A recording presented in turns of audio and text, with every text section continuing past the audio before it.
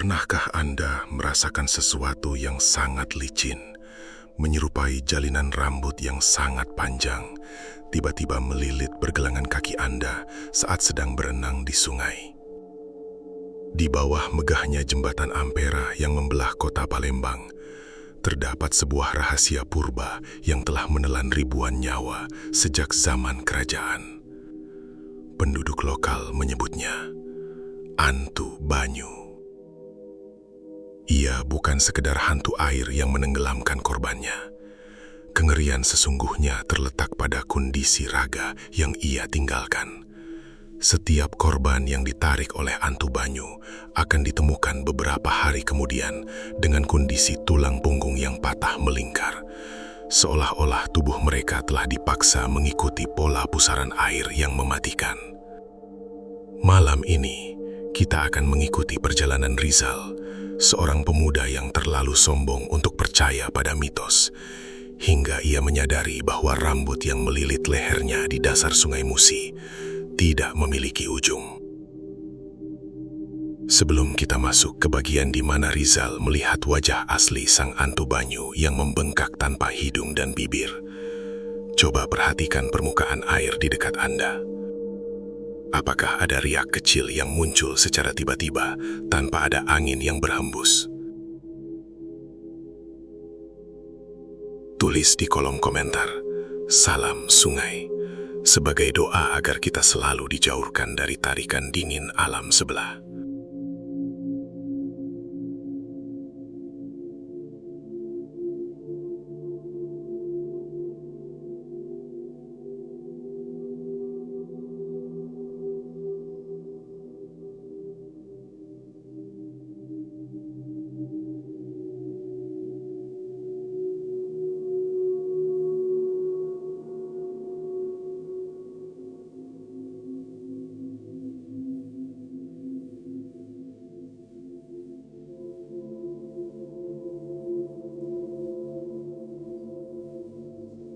Sungai Musi bukan sekadar aliran air yang membelah jantung kota Palembang, melainkan sebuah urat nadi purba yang telah menyimpan ribuan rahasia sejak zaman keemasan Sriwijaya hingga hiruk-pikuk modernitas saat ini.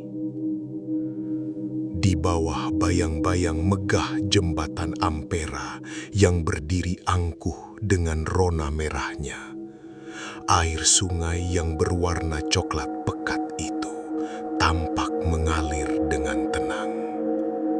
Namun, ketenangan tersebut adalah sebuah tipu daya yang sangat mematikan bagi mereka yang tidak memiliki rasa hormat pada alam sebelah. Bagi penduduk lokal, Sungai Musi adalah tempat yang menuntut kewaspadaan tinggi, terutama saat matahari mulai tergelincir ke arah ufuk barat dan adzan maghrib mulai berkumandang dari menara-menara masjid di tepian sungai. Namun, bagi Rizal, seorang pemuda berusia 28 tahun yang baru saja menyelesaikan studi tekniknya di luar negeri, segala bentuk mitologi tentang makhluk penunggu sungai hanyalah sekadar dongeng pengantar tidur yang dirancang untuk menakuti anak-anak kecil agar tidak bermain terlalu jauh dari pengawasan orang tua. Rizal berdiri di atas dermaga kayu yang sudah mulai lapuk di kawasan benteng Kuto Besak, menatap aliran air yang berkilauan terkena sisa-sisa cahaya senja yang memudar. Di tangannya, ia memegang sebuah jam tangan mewah yang terus berdetak, seolah-olah sedang menghitung mundur waktu antara dunia logika yang ia yakini dan dunia mistis yang akan segera ia hadapi. Di sekelilingnya, suasana mulai berubah. Para pedagang asongan mulai merapikan barang dagangan mereka, dan perahu-perahu ketek mulai menepi ke dermaga. Seolah-olah ada instruksi tak kasat mata yang memerintahkan semua manusia untuk segera meninggalkan permukaan air. Rizal hanya tersenyum sinis melihat kepanikan massal yang ia anggap irasional tersebut. Baginya, Sungai Musi hanyalah sekumpulan molekul H2O yang memiliki massa jenis dan arus tertentu yang bisa dihitung secara matematis. Ia tidak percaya bahwa di kedalaman air yang keruh itu terdapat entitas yang sedang mengamati setiap langkahnya dengan mata yang kuning dan penuh nafsu penagihan nyawa. Nak Rizal, lebih baik naik sekarang. Udah mau maghrib, airnya lagi tua. Suara seorang kakek tua bernama Paman Syukur memecah lamunan Rizal. Paman Syukur adalah seorang nelayan yang sudah menghabiskan seluruh hidupnya di atas perahu kayu, dan ia memiliki guratan ketakutan yang dalam di sudut matanya setiap kali ia menatap ke arah pusaran air di bawah kaki jembatan Ampera. Rizal hanya menoleh sekilas, memberikan tatapan meremehkan yang sangat kentara. "Paman, air itu tidak punya umur. Ia hanya massa yang bergerak karena gravitasi. Mengapa harus takut berenang saat maghrib? Justru saat seperti ini airnya sedang sejuk," jawab Rizal dengan nada suara yang penuh dengan kesombongan intelektual. Paman Syukur hanya bisa menghela napas panjang. Ia tahu bahwa berdebat dengan pemuda yang merasa sudah menaklukkan dunia melalui buku-buku adalah hal yang sia-sia. Sang nelayan segera memacu perahu kecilnya menjauh dari dermaga, meninggalkan Rizal sendirian di tengah atmosfer yang mendadak menjadi sangat dingin dan berbau amis tembaga yang sangat tajam. Kedinginan yang menyergap Rizal bukan berasal dari hembusan angin malam, melainkan sebuah kedinginan yang seolah-olah merambat naik dari permukaan air dan mencoba masuk ke dalam pori-pori kulitnya. Udara di sekitarnya mendadak menjadi sangat sunyi. Suara riuh rendah warga di tepian sungai seolah-olah terserap oleh kabut kipis yang muncul secara misterius dari permukaan air. Rizal mulai merasakan sebuah tekanan elektromagnetik yang sangat kuat. Sebuah sensasi yang membuat bulu kuduknya berdiri tegak, bukan karena takut, melainkan karena reaksi biologis tubuhnya terhadap kehadiran energi negatif yang sangat besar. Ia melepas kemejanya, memamerkan raga yang atletis, dan berniat untuk membuktikan kepada dirinya sendiri bahwa semua cerita tentang Antu Banyu adalah omong kosong. Ia melompat ke dalam sungai dengan sebuah deburan air yang cukup keras, memecah ketenangan permukaan Musi yang selama ini dijaga oleh keheningan para leluhur. Begitu tubuhnya masuk ke dalam air, Rizal merasakan sebuah sensasi yang sangat ganjil. Udara sungai itu tidak terasa seperti air pada umumnya. Ia terasa kental, licin, dan seolah-olah memiliki tekstur yang menyerupai minyak mentah yang dingin. Jarak pandangnya di bawah permukaan air adalah nol mutlak. Namun Rizal terus berenang menjauh dari dermaga menuju ke tengah sungai di mana arus seharusnya paling kuat. Namun ia menyadari bahwa di titik tertentu arus sungai seolah-olah berhenti bergerak. Ia terjebak di dalam sebuah area yang sangat tenang, sebuah pusaran statis yang tersembunyi di balik permukaan yang tampak mengalir. Di tengah keheningan bawah air itu, Rizal mendengar sebuah suara desisan yang sangat lembut, seolah-olah ada seseorang yang sedang membisikkan namanya tepat di lubang telinganya. Ia mencoba berbalik untuk kembali ke dermaga, namun kakinya tiba-tiba merasakan sebuah sentuhan yang sangat halus namun kuat. Sesuatu yang panjang, lentur, dan kasar seperti serat tumbuhan mulai melilit pergelangan kaki kanannya. Rizal awalnya mengira itu adalah akar pohon yang hanyut atau sampah plastik yang banyak terbuang di sungai. Namun ia segera menyadari bahwa benda itu sedang bergerak dengan kecerdasan yang sangat menakutkan. Lilitan itu semakin kencang, dan saat Rizal mencoba menendang dengan kaki kirinya, ia justru merasakan lilitan baru yang merambat naik hingga ke lututnya. Ia mencoba menarik napas ke permukaan, namun setiap kali ia mencoba mengangkat kepalanya, sebuah kekuatan magnetis dari bawah air seolah-olah menarik sukmanya untuk tetap tenggelam. Ia membuka matanya di bawah air, mengabaikan perihnya air sungai yang keruh. Dan melalui sedikit cahaya bulan yang menembus permukaan, ia melihat ribuan helai rambut hitam yang sangat panjang melayang-layang di sekelilingnya seperti ubur-ubur raksasa yang lapar. Rambut-rambut itu tidak memiliki ujung, seolah-olah mereka tumbuh langsung dari kegelapan dasar Sungai Musi yang paling dalam. Di balik tirai rambut hitam yang mengerikan itu, Rizal mulai melihat sebuah rupa yang akan menghancurkan kewarasannya selamanya. Sebuah wajah yang membengkak, berwarna putih pucat, menyerupai kulit mayat yang sudah terendam berhari-hari, namun tidak memiliki hidung maupun bibir. Hanya ada 2 lubang mata yang bersinar dengan warna kuning busuk, menatap Rizal dengan sebuah tatapan yang penuh dengan kerinduan akan raga yang hangat. Makhluk itu, sang Antu Banyu, perlahan-lahan mendekat.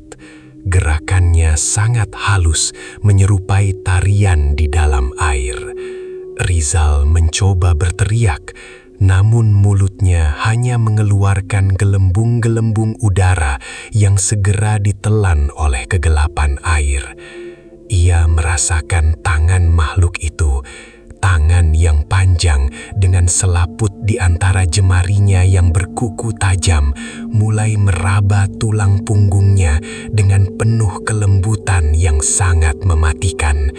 Kengerian sesungguhnya baru saja dimulai saat Rizal menyadari bahwa makhluk ini tidak berniat menenggelamkannya secara langsung. Antu Banyu itu mulai memutar-mutar tubuh Rizal di dalam air, mengikuti pola pusaran yang semakin cepat.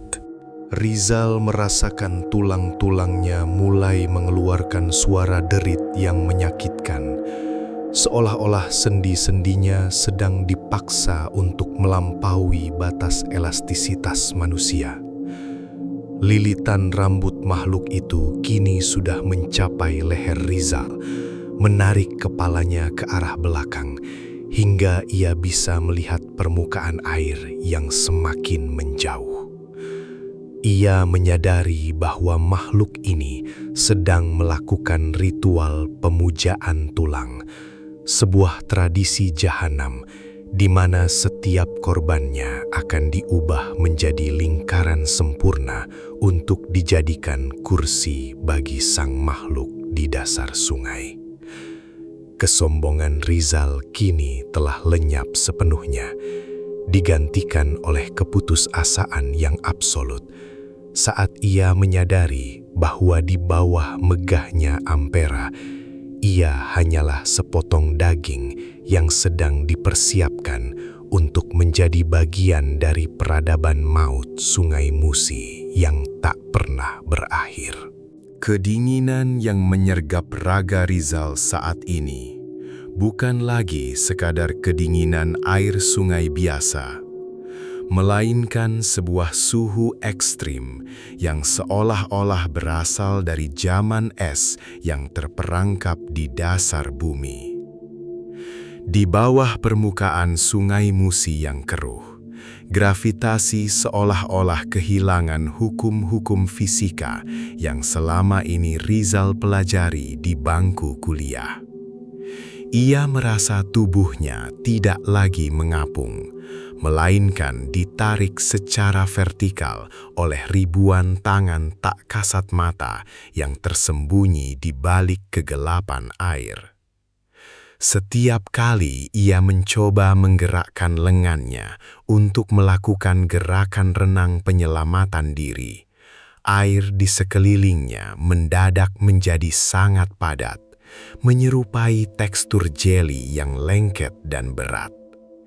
Rizal menyadari dengan kengerian yang luar biasa bahwa ia tidak sedang tenggelam karena kelelahan, melainkan sedang ditelan oleh sebuah entitas yang menganggap raga manusianya sebagai benda asing yang harus segera dihancurkan dan dibentuk ulang. Paru-parunya mulai berdenyut menyakitkan, memohon oksigen yang kini telah digantikan oleh cairan coklat yang berbau amis lumpur dan kematian yang purba.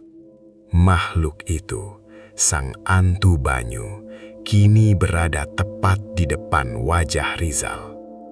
Melalui pembiasan cahaya bulan yang sangat minim, Rizal bisa melihat detail tekstur kulit makhluk tersebut yang sangat menjijikkan.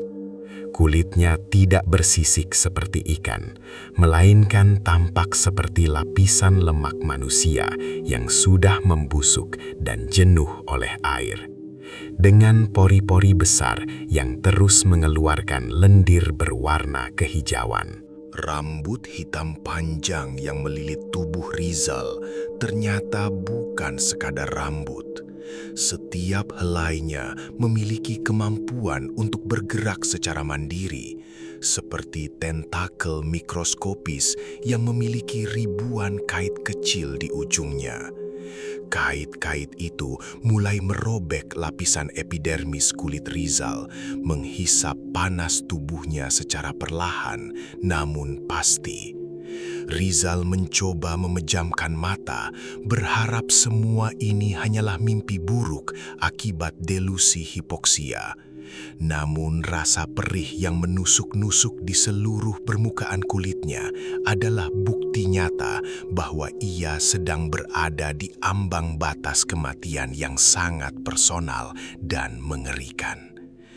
Antu Banyu itu mulai mengeluarkan suara dari lubang yang seharusnya menjadi mulutnya, sebuah suara yang bukan berupa kata-kata, melainkan frekuensi rendah yang membuat gendang telinga Rizal terasa seperti akan pecah. Suara itu menyerupai suara gelembung udara yang meletus di dalam ruang hampa, namun membawa pesan keputusasaan yang sangat masif. Makhluk itu kemudian memeluk tubuh Rizal dengan kelembutan yang sangat ironis. Tangan-tangannya yang panjang dan licin mulai meraba struktur tulang belakang Rizal, mulai dari tengkuk hingga tulang ekor. Setiap sentuhan makhluk itu meninggalkan jejak dingin yang membekukan aliran darah Rizal. Rizal merasakan sebuah tekanan yang sangat hebat pada tulang punggungnya, seolah-olah ada beban seberat 1 ton yang sedang menekan pusat sarafnya. Inilah tahap awal dari proses pembentukan lingkaran. Sebuah ritual jahanam di mana Antu Banyu akan mematahkan setiap ruas tulang belakang korbannya agar tubuh mereka bisa ditekuk hingga kepala menyentuh tumit, membentuk sebuah lingkaran sempurna yang akan hanyut mengikuti arus sungai tanpa pernah bisa tenggelam sepenuhnya. Di tengah kesengsaraan yang tak terperikan itu, Rizal mulai melihat visi-visi yang sangat ganjil. Ia seolah-olah bisa melihat menembus kegelapan dasar Sungai Musi yang paling dalam. Di sana, di antara reruntuhan kayu perahu yang sudah membatu dan lapisan lumpur purba, terdapat ribuan kerangka manusia yang semuanya berada dalam posisi melingkar. Kerangka-kerangka itu seolah-olah sedang menari dalam diam, mengikuti irama arus bawah sungai yang abadi. Rizal menyadari bahwa ia bukan korban pertama dan tentu saja bukan yang terakhir. Sungai Musi adalah sebuah pemakaman raksasa yang tidak memiliki nisan, di mana setiap jiwanya dipaksa untuk menjadi abadi dalam bentuk penderitaan fisik yang ekstrim. Makhluk yang memeluknya ini adalah sang penjaga gerbang, sebuah algoritma alam sebelah yang bertugas untuk memastikan bahwa setiap peserta pemakaman ini memiliki bentuk yang seragam. Sebuah lingkaran yang melambangkan ketidakberdayaan manusia di hadapan kekuatan air yang jahanam. Tekanan pada tulang punggung Rizal semakin memuncak. Ia mendengar suara krek, krek yang sangat nyaring di dalam kepalanya saat ruas-ruas tulang belakangnya mulai retak satu persatu. Rasa sakitnya melampaui segala bentuk deskripsi bahasa manusia. Itu adalah rasa sakit yang murni, yang menghapus segala bentuk ingatan dan identitas diri Rizal sebagai seorang insinyur yang cerdas. Ia kini hanyalah seonggok daging yang sedang dipahat oleh alam. Antu Banyu itu menatap mata Rizal dengan mata kuningnya yang keruh. Dan dalam tatapan itu, Rizal melihat sebuah pantulan dirinya sendiri. Seorang pemuda sombong yang kini wajahnya mulai membengkak dan memucat, persis seperti wajah makhluk yang sedang menyiksanya.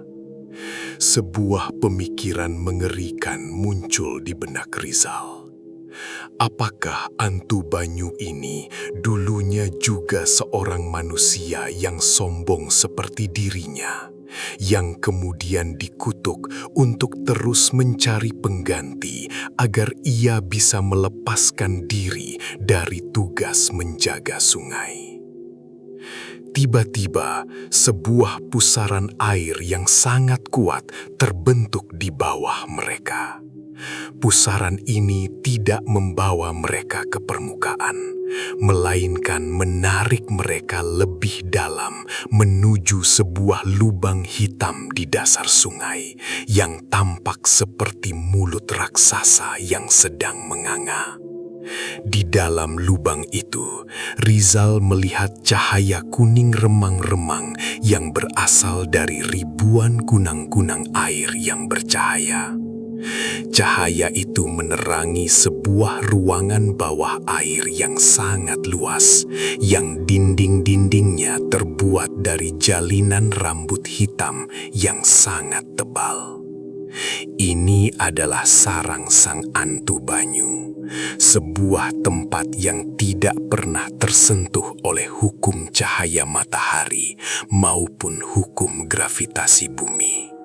Di sini, tekanan air terasa 10 kali lebih kuat, membuat tubuh Rizal terasa seperti sedang diperas di dalam mesin pres industri.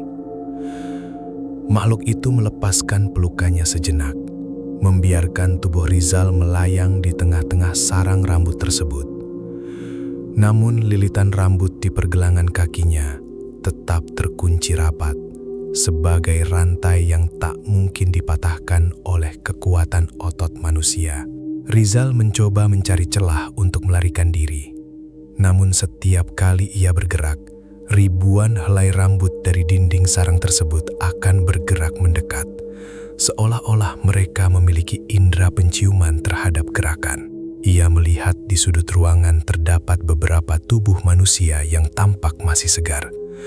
Namun semuanya sudah berada dalam kondisi patah melingkar. Mata mereka terbuka lebar, namun tidak ada kehidupan di sana. Yang ada hanyalah kekosongan yang sangat dalam. Rizal menyadari bahwa proses pembentukan itu dilakukan secara bertahap. agar rasa sakitnya bisa dirasakan secara maksimal oleh sang korban. Hantu banyu itu kembali mendekat.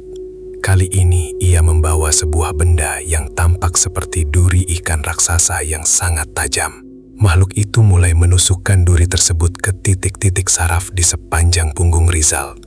Sebuah prosedur anestesi maut yang memastikan Rizal tidak akan pingsan, meskipun tulang-tulangnya dipatahkan secara paksa. Dalam kondisi yang sudah hampir hancur itu, Rizal mencoba merapalkan sebuah doa, sebuah fragmen ingatan spiritual yang selama ini ia abaikan. Namun, setiap kali ia mencoba memikirkan nama Tuhan, sebuah gelombang rasa sakit yang luar biasa akan menghantam otaknya, menghapus kata-kata suci tersebut dan menggantikannya dengan citra wajah hantu banyu yang sedang tersenyum jahat. Makhluk ini memiliki kemampuan untuk menginterupsi komunikasi antara jiwa dan penciptanya melalui frekuensi penderitaan fisik.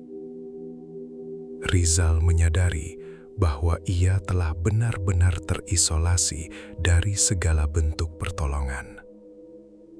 Ia berada di sebuah dimensi di mana hukum yang berlaku hanyalah hukum lilitan rambut dan patahan tulang. Ia melihat ke arah atas, ke arah permukaan air yang tampak sangat jauh dan kecil, menyerupai sebuah lubang cahaya yang sedang menutup secara perlahan. Harapan untuk kembali ke pelukan jembatan Ampera, kembali ke hangatnya cahaya lampu kota Palembang, kini telah musnah sepenuhnya, digantikan oleh kepastian bahwa ia akan segera menjadi bagian dari tarian lingkaran di dasar Sungai Musi yang tak pernah berakhir. Di dalam sarang yang terbuat dari rajutan rambut hitam tak berujung di dasar Sungai Musi, waktu telah kehilangan eksistensinya bagi Rizal. Rasa sakit yang menjalar di sepanjang tulang belakangnya kini bukan lagi berupa sengatan, melainkan sebuah siksaan yang konstan dan membakar, seolah-olah setiap sumsum sarafnya sedang dialiri oleh cairan timah yang mendidih. Hantu banyu itu kembali mendekat, meluncur di antara helaian rambut raksasa dengan keanggunan yang sangat mematikan. Mata kuning busuknya menatap lekat ke arah raga Rizal yang kini sudah mulai membiru dan membengkak akibat tekanan hidrostatis bawah air yang luar biasa besar. Makhluk itu menjulurkan jemarinya yang berselaput, mencengkram kedua bahu Rizal dengan kekuatan yang tidak masuk akal. Sementara lilitan rambut di pergelangan kakinya mulai menarik tumit Rizal ke arah atas, memaksa tubuh pemuda itu untuk melengkung ke arah belakang secara tidak alami. Rizal mendengar suara krak-krak yang sangat nyaring bergema di dalam tengkoraknya saat 3 ruas tulang pinggangnya patah secara bersamaan, melepaskan gelombang rasa sakit yang membuat pandangannya mendadak berubah menjadi warna merah darah. Makhluk itu mengeluarkan suara desisan puas yang terdengar seperti ribuan gelembung udara yang meletus bersahutan di dalam ruang hampa. Proses pembentukan lingkaran telah mencapai tahap krusial. Hantu banyu itu mulai menjalin ujung rambutnya yang panjang ke dalam bekas luka robekan di punggung Rizal, menjahit daging dan tulang pemuda itu agar tetap terkunci dalam posisi melingkar sempurna. Sebuah konfigurasi jahanam di mana kepala Rizal dipaksa menyentuh tumitnya sendiri. Di tengah siksaan yang melumpuhkan kewarasan tersebut, kesadaran Rizal mulai terfragmentasi. Di antara bayang-bayang kematian yang merapat, ia melihat sesosok arwah wanita paruh baya dengan pakaian khas Palembang zaman dulu melayang di sudut sarang rambut. Arwah itu tidak memiliki rupa yang utuh. Wajahnya hancur tergerus air, namun matanya memancarkan rasa iba yang sangat dalam. Melalui frekuensi batin yang samar, arwah itu berbisik ke dalam pikiran Rizal. Lepaskan kesombonganmu, anak muda. Mintalah ampun pada air yang telah kau kotori batinnya dengan keangkuhan. Karena hanya kerendahan hati yang bisa memutus jalinan rambut sang kutukan. Bisikan gaib itu bekerja seperti sentakan listrik yang membangunkan sisa-sisa kemanusiaan di dalam diri Rizal yang hampir padam. Ia menyadari bahwa kesalahannya bukan sekadar karena ia nekat berenang di jam maghrib, melainkan karena ia telah menantang hukum alam sebelah dengan keangkuhan intelektualnya yang menganggap remeh ciptaan Tuhan dan kearifan para leluhur. Dengan segenap kekuatan batin yang masih tersisa di dalam sukmanya yang sekarat, Rizal berhenti meronta secara fisik. Ia menyerahkan seluruh takdirnya, memadamkan api kemarahan dan kesombongan di dalam hatinya, dan mulai merapalkan doa pertobatan yang paling murni dari dasar jiwanya. Ia memohon ampunan kepada Sang Pencipta Jagat Raya, dan memohon izin kepada energi Sungai Musi untuk melepaskan raganya dari jeratan makhluk terkutuk ini. Seketika, terjadi perubahan anomali yang sangat hebat di dalam sarang bawah air tersebut. Begitu keangkuhan Rizal lenyap dan digantikan oleh frekuensi ketundukan serta pertobatan yang murni, jalinan rambut hitam yang melilit tubuhnya mendadak kehilangan daya cengkramnya. Rambut-rambut itu seolah-olah melepuh saat bersentuhan dengan energi doa pertobatan Rizal yang memancarkan pendaran cahaya putih tipis. Antu Banyu itu mencerit dengan suara distorsi frekuensi tinggi yang sangat menyakitkan telinga. Wajah membengkaknya yang tanpa hidung itu tampak bergetar hebat dan mulai mengelupas menjadi serpihan daging busuk yang larut ke dalam air. Sistem dimensi liminal sarang rambut tersebut mendadak mengalami overload atau gangguan massal karena tidak sanggup memproses data jiwa Rizal yang tiba-tiba berubah dari frekuensi ketakutan menjadi frekuensi kepasrahan yang suci. Sebuah pusaran air bawah yang sangat kencang tercipta dari arah dasar sarang. Namun kali ini, pusaran tersebut tidak menarik Rizal lebih dalam, melainkan melontarkan raganya ke arah atas dengan kekuatan yang sangat dahsyat, seperti sebuah peluru yang ditembakkan dari kedalaman bumi. Rizal tidak mengingat bagaimana tubuhnya bisa menembus lapisan air musi yang tebal. Kesadarannya benar-benar padam saat tubuhnya terlempar ke permukaan. Pagi harinya, suasana di bawah jembatan Ampera digemparkan oleh penemuan tubuh seorang pemuda yang terdampar di atas tumpukan eceng gondok di dekat dermaga Benteng Kuto Besak. Paman Syukur, nelayan tua yang semalam memperingatkan Rizal, adalah orang pertama yang menemukan raga pemuda tersebut. Rizal masih hidup, namun kondisinya sangat mengenaskan. Raga atletisnya kini telah berubah menjadi cacat permanen. Tubuhnya melengkung secara tidak wajar ke arah belakang karena beberapa ruas tulang punggungnya telah patah dan bergeser secara permanen selama proses ritual semalam. Tim medis yang menanganinya di Rumah Sakit Palembang hanya bisa menggelengkan kepala, menganggap keselamatan Rizal dari dasar sungai sebagai sebuah mukjizat medis yang tidak masuk akal. Meskipun ia harus menghabiskan sisa hidupnya di atas kursi roda dengan rupa fisik yang terus mengingatkannya pada kengerian Antu Banyu. Rizal kini hidup dalam kesunyian barunya sebagai seorang pria cacat yang tidak lagi memiliki kesombongan. Setiap sore saat jam maghrib tiba, Ia selalu meminta keluarganya untuk mendorong kursi rodanya ke tepian Sungai Musi, tepat di bawah megahnya jembatan Ampera. Ia duduk di sana dalam diam, menatap permukaan air coklat yang mengalir tenang, menyadari bahwa di balik keindahan kota Palembang ada hukum alam sebelah yang tak akan pernah bisa dihitung oleh rumus matematika manusia. Ia telah selamat dari dasar sungai, namun sukmanya telah tertinggal sebagian di dalam sarang rambut tersebut, menjadi sebuah pengingat abadi bahwa manusia hanyalah sebutih debu yang rapuh di hadapan kuasa mistis Nusantara yang agung, dan menuntut rasa hormat yang mutlak dari siapa saja yang berjalan di atas tanahnya.